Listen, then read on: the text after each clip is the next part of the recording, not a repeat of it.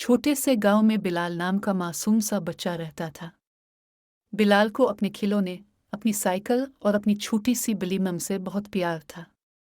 कल दोपहर स्कूल से आते हुए बिलाल को रास्ते में एक चमचमाता हुआ पर्स पड़ा मिला। पर्स उठाकर देखा तो इसमें काफी पैसे और एक पहचान कार्ड था। बिलाल ने दिल में सोचा, अगर मैं ये रख लूं तो मैं नई साइकिल खरीद सकता हूं। लेकिन क्या ये सही होगा? थोड़ी देर सोचने के बाद बिलाल ने फैसला किया कि वो पर्स के असल मालिक को ढूंढेगा।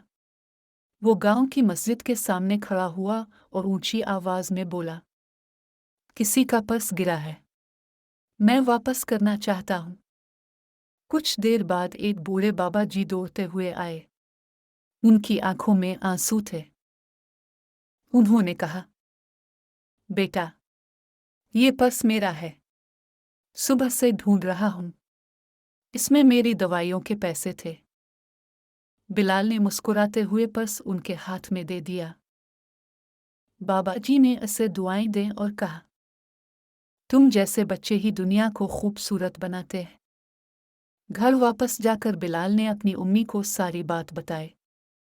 अम्मी ने फख्र से बिलाल को गिले लगाकर कहा, बेटा, सच्चाई का इनाम हमेशा खुशी होती है। इस रात बिलाल दिल ही दिल में बहुत खुश था, क्योंकि उसने किसी की मदद की थी।